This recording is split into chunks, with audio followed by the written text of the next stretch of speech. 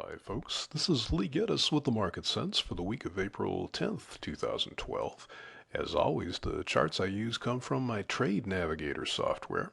Our first chart's the weekly bond market, and you can see after this sideways pattern that lasted probably 6 months, we had a solid breakdown, and now they've turned back up, and this rally has taken them right smack into the middle of that congestion area again. And I think that's the important thing to remember. This is an impressive rally, but that's all it did is go back into the congestion area. It's not like bonds have turned wildly bullish here. They're just kind of back where they should have been.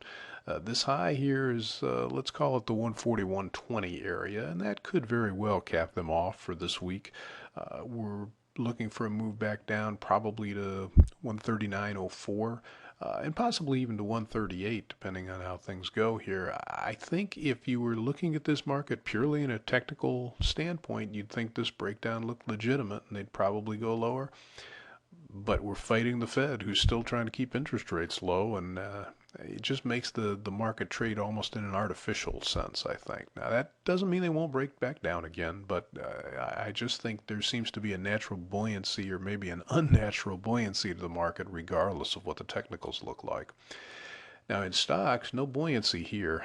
You can see this big gap down from last week to this week, basically due to the release of the employment report on Friday when stocks were closed.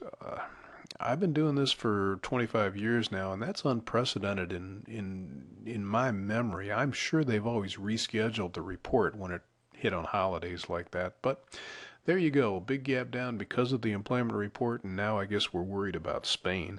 Uh, this is the red line here is 1385 area. They were below that immediately and dumping down, and this looks pretty doggone ugly. However, the Keltner channel down here is at 1325. This previous swing low is 1333. You would think if they would get into that area, that probably should be some type of support. I think there's also a good chance that they don't reach this previous swing low, and if they don't, it greatly increases the chance that we'll see them at least test this high, if not make a marginal new high, even if they're topping out. And this green line here, let's call this the 1400 area, going back to test that at some point reasonably soon seems quite likely to me. Again, I'm not calling this a top and saying it's over, but even if it is, I think we're going to go back and do some retesting up here. And as long as they stay above this previous swing low, well, you've got higher swing highs and higher swing lows, and maybe we're still going up. Obviously, this indicates a change of some kind over what we've seen for the last few months, though. So that's what we've got for you today. I hope you can find something profitable to get yourself into. Thanks for looking to see what we think.